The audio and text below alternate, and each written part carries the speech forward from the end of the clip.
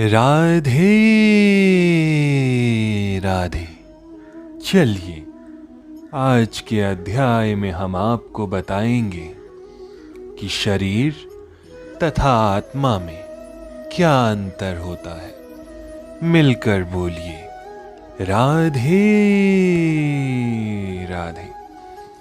तत्वदर्शियों ने ये निष्कर्ष निकाला है कि असत भौतिक शरीर का तो कोई चीज स्थायित्व नहीं है, किंतु सत आत्मा अपरिवर्तित रहता है।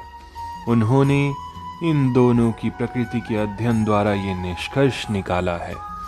परिवर्तनशील शरीर का कोई स्थायित्व नहीं है। आधुनिक चिकित्सा विज्ञान ने भी ये स्वीकार्य किया है कि विभिन्न कोशिकाओं की क्रिया प्रतिक्रिया द्वारा शरीर प्रति क्षण बदलता रहता है। इस तरह शरीर में वृद्धि तथा वृद्धावस्था आती रहती है, किंतु शरीर तथा मन में निरंतर परिवर्तन होने पर भी आत्मा स्थायी रहती है।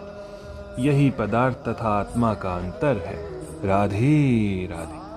स्वभावतः शरीर नित्य परिवर्तनशील है और आत्मा शाश्वत है। तत्वदर्शियों ने, चाहे वे निर्विशेषवादी हों या सगुणवादी, इस निष्कर्ष की स्थापना की है। विष्णु पुराण में कहा गया है कि विष्णु तथा उनके धाम स्वयं प्रकाश से प्रकाशित हैं। सत तथा असत, आत्मा तथा भौतिक पदार्थ के ही द्योतक हैं। सभी तत्वदर्शियों की यही स्थापना है।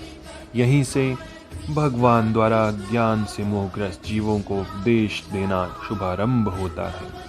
अज्ञान को हटाने के लिए आराधक और आराध्य के बीच पुनः शाश्वत संबंध स्थापित करना होता है और फिर अंश रूप जीवों तथा श्री भगवान के अंतर को समझना होता है।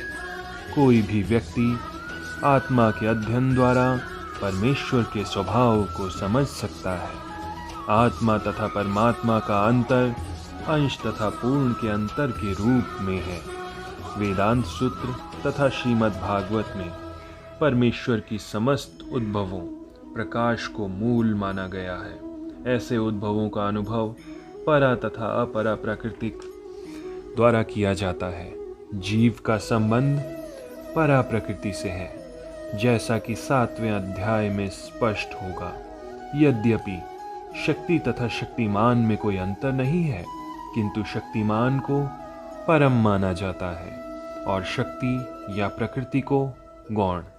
अतः सारे जीव उसी तरह परमेश्वर के सदैव अधीन रहते हैं, जिस तरह सेवक स्वामी के या शिष्य गुरु के अधीन रहता है।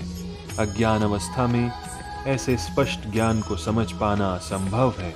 अतः ऐसे अज्ञान को दूर करने के लिए सदा सर्वदा के लिए जीवों को प्रबुद्ध करने हेतु भगवान भगवद गीता का उपदेश देते हैं। मिलकर बोलिए राधे राधे। राधे